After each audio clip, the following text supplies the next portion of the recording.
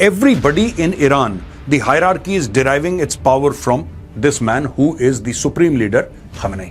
ये कह रहे हैं कि अगर ट्रंप इतना कुछ करने के बाद अगर पीछे हट जाता है तो फिर ईरान becomes unstoppable. यूएस जो कर रहा है, डोनाल्ड ट्रंप कहां पे फंसा हुआ है, वो चीज कहां पे फंसी हुई है दोस्तों? अगर कोई ऐसा देश है जहां पे एक प्रधानमंत्री है या एक राष्ट्रपति है और सब लोगों की मंशा से, लोगों की इच्छा से वो बनाए, लोगों ने वोट डाला और वो एक पॉपुलर लीडर है इसलिए बनाए, अगर आप उसको मार देते हैं तो उसकी जगह दूसरा आ जाता है इन फ्रंट ऑफ द प्रेसिडेंट. अब प्रेसिडेंट क्या चाहते हैं वो प्रेसिडेंट ने बताया नहीं है. प्रेसिडेंट ट्रंप चूज करेंगे तो लॉक एंड कॉक्ड हम लोग पढ़े, और ये बात प्रेसिडेंट ने 3-4 हफ्ते पहले भी बोली थी. लेकिन यही चीज आपने बोली थी कि मेरे जो प्रेडिसेसर हैं, बराक ओबामा है, जो बाइडेन है, ये सब लोग गलत हैं क्योंकि इन लोगों ने अफगानिस्तान में, इराक में ये कर दिया, जॉर्ज बुश ने ये कर दिया, सब बेकार हैं, मैं ही शांति का मसीहा हूं और मैं कभी ऐसा काम नहीं करूंगा.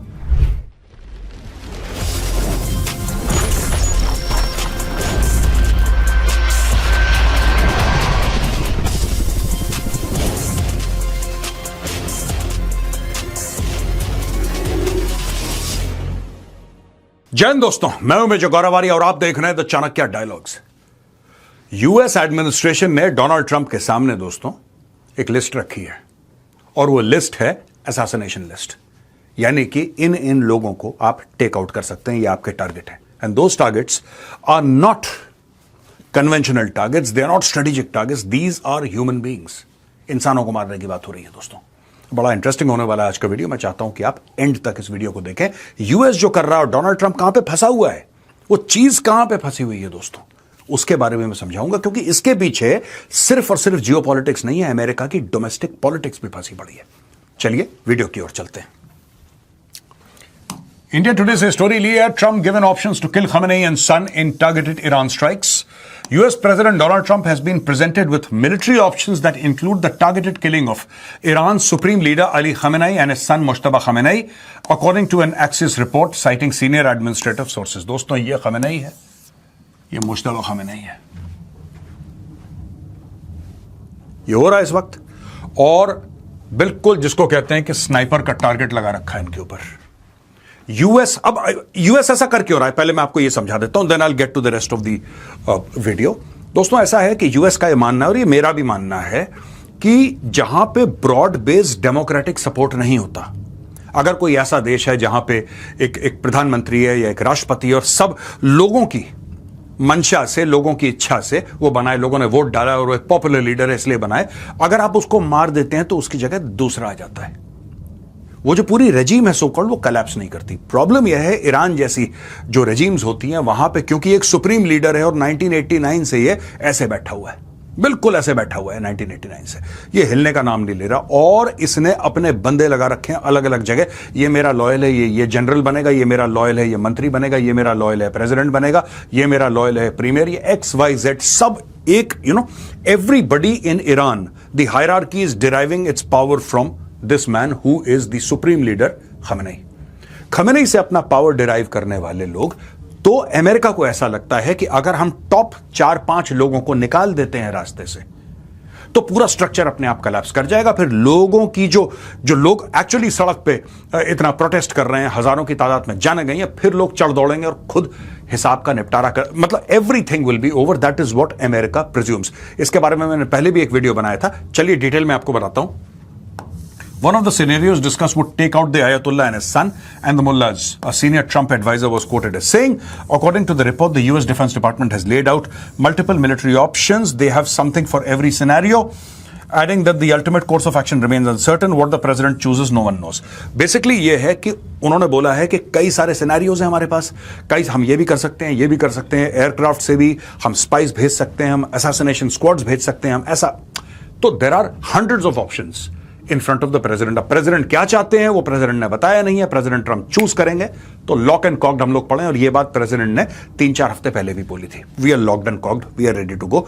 हम जब मन चाहे हमला कर सकते हैं ईरान के ऊपर. लेकिन अब बात एक नई आई है कि अभी तक हम बात कर रहे थे एयरक्राफ्ट कैरियर्स की, एक और पॉसिबिलिटी दे रखी है कि असैसिनेशन हो जाए और ये जाएं और टारगेटेड किलिंग करें अयतुल्ला की और उनके बेटे की.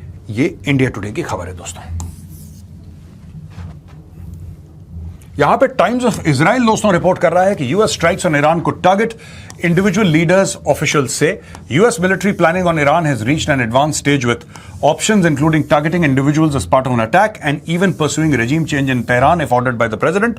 Donald Trump, two officials tell Reuters the military options are the latest signs that the United States is preparing for a serious conflict with Iran should diplomatic efforts fail. अब ये देखिए साहब, यहां पे advance stage of options including targeting individuals, ये हमने discuss करा था पहले वाली स्लाइड में जहां पे असैसिनेशन की बात करी गई है, और यहां पे कह रहे हैं कि pursuing regime change would mark another shift away from Trump's vows during presidential campaign to abandon what he has called the failed policies of past administration, which included military efforts to topple government in Afghanistan and Iraq. तो basically ये कह रहे हैं, times of Israel ये report कर रहा है कि यार देखो, आप असैसिनेट करना चाहते हो, ठीक है, आपकी मर्जी, आप वहां पे रेजिम चेंज करना चाहते हो, गुड, आपकी मर्जी, लेकिन यही चीज आपने बोली थी कि मेरे जो प्रेडिसेसर हैं, बराक ओबामा है, जो बाइडेन है, ये सब लोग गलत हैं क्योंकि इन लोगों ने अफगानिस्तान में, इराक में ये कर दिया, जॉर्ज बुश ने ये कर दिया, सब बेकार हैं, मैं ही शांति का मसीहा हूं और मैं कभी ऐसा काम नहीं करूंगा, कभी ऐसा काम नहीं करूंगा। तो फिर ये क्या है? ये मतलब व्हाट इज दिस? आप ये कह रहे हैं कि खमेनाई को आप मार दो, आप कह रहे हैं आप उसके बेटे को मार, ये है क्या? रेजिम चेंज तो है, this is regime change only. तो आप पहले पुराने प्रेसिडेंट्स को गलत कह रहे हैं, लेकिन जब आप कर रहे हैं वो चीज बिल्कुल एकदम ठीक हो जाती है। ऐसा कैसे भाई?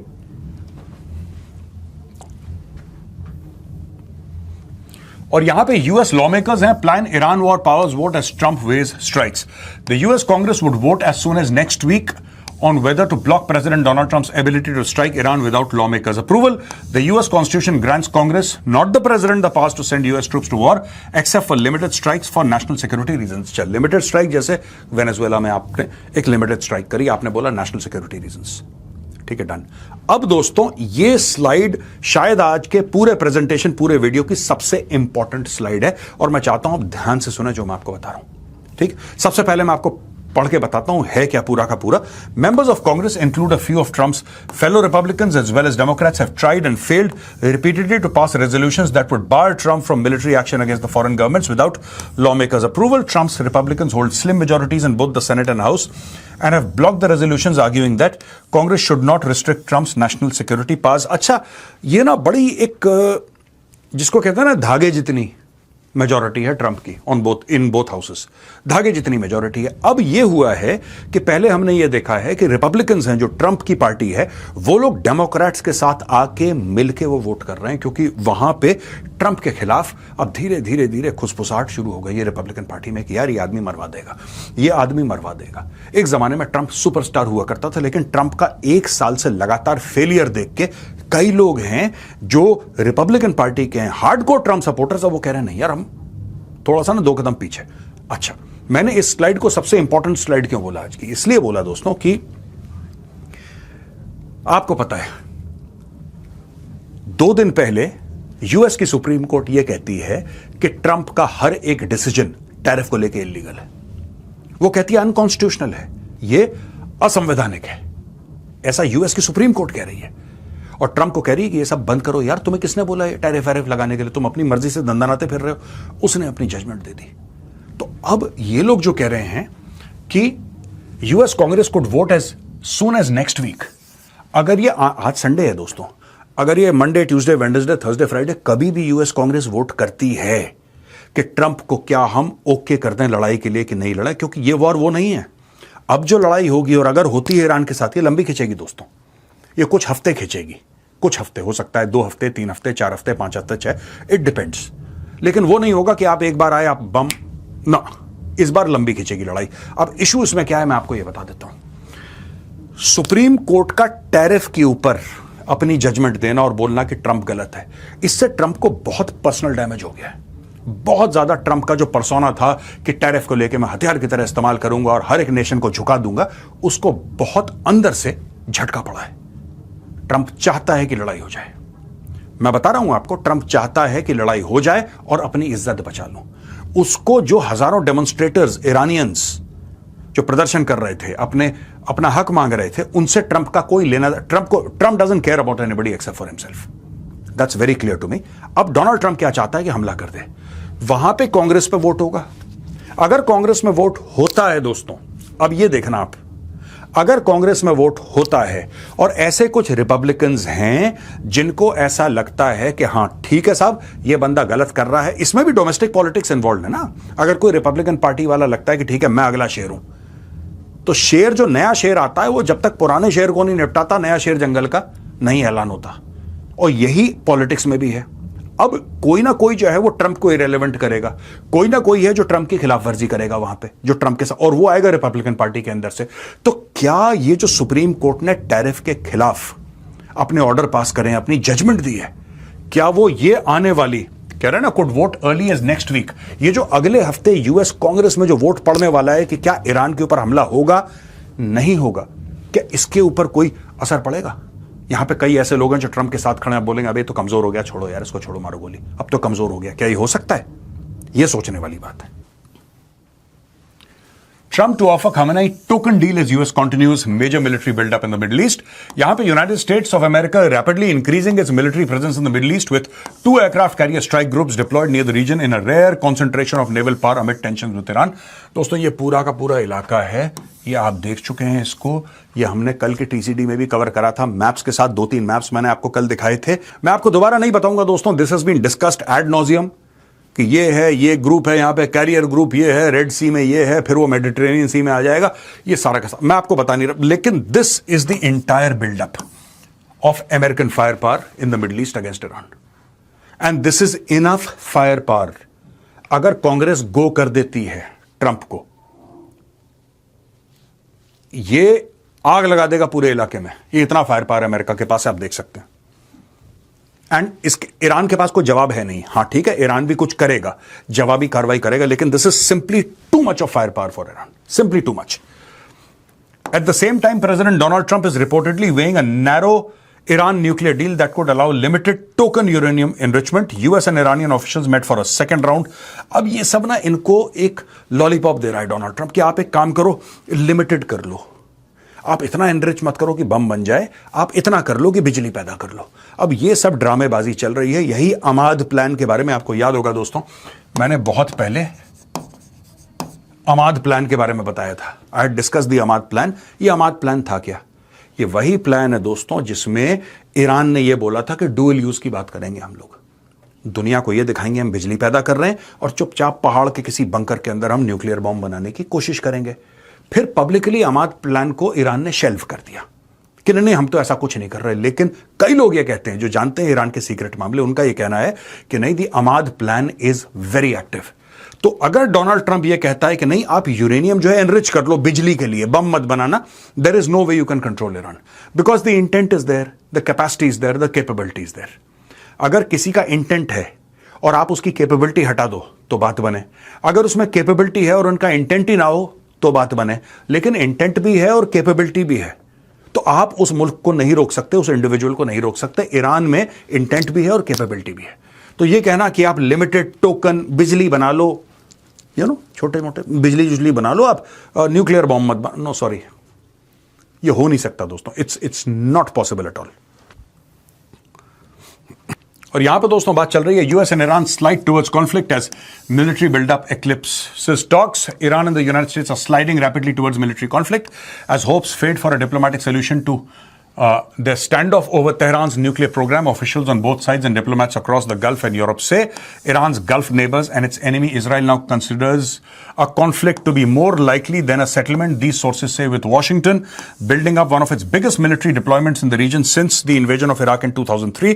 Two Israeli officials told Reuters they believe the gaps between the Washington and Tehran are unbridgeable and that the chances of a near-term military escalation are high. Some regional officials say Tehran is dangerously miscalculating by holding out for concessions with US President Donald Trump boxed in by his own military buildup, unable to scale it back without losing face if there is no firm commitment from Iran to abandon its nuclear weapons ambitions. देखिए साफ सीधी बात है, मैं आपको बता रहा हूं दोस्तों, ये कह रहे हैं कि अगर ट्रंप इतना कुछ करने के बाद अगर पीछे हट जाता है तो फिर ईरान बिकम्स अनस्टॉपेबल।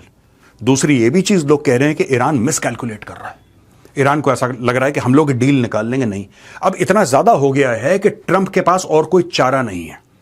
अल्टीमेट चारा यह है कि यह बोलते हैं ठीक है साहब, आप जो 3-4 चीजें चाह रहे थे, यानी कि आप क्या चाह रहे हो? आप 4 चीजें चाह रहे हो। आपकी 4 चीजें कौन सी हैं? Number 1 ballistic missile programme out, number 2 nuclear programme out, number 3 Hamas, Hezbollah, Houthi, terror outfits out, number 4 human rights violations, ठीक है हम नहीं करेंगे, आउट। अगर ये 4 चीजें मानते हो तो बात करो, नहीं मानते तो अटैक करेगा। ये कुछ नहीं होने वाला दोस्तों। और अगर होता है, अगर शॉर्ट टर्म सोल्यूशन निकलता है और लड़ाई नहीं होती, ये फिर ट्रंप जाने से पहले एक बार, जब तक उसकी प्रेसिडेंसी खत्म होगी, फिर यही ड्रामा शुरू होने वाला है। इसका एंड गेम एक ही है। आज मैं आपको बता दे रहा हूं दोस्तों, आज की डेट आप नोट कर लेना, 22 फरवरी 2026, द चाणक्य डायलॉग्स। यह बात क्लियर है दोस्तों। अगर आप लास्टिंग पीस चाहते हैं मिडिल ईस्ट में, लास्टिंग पीस, तो फिर एक ही सोल्यूशन है, and that is regime change in Tehran. जब तक रेजिम चेंज नहीं होगा, ये सब नाटक हैं, ये बैलिस्टिक मिसाइल थोड़ी सी कम कर दो, इसका फ्यूज ऐसे बढ़ा दो, ये बिजली के लिए यूरेनियम एनरिच कर लो, बम मत बनाना, ऑल दिस इज फेक। कुछ नहीं होने वाला unless there is regime change full and final.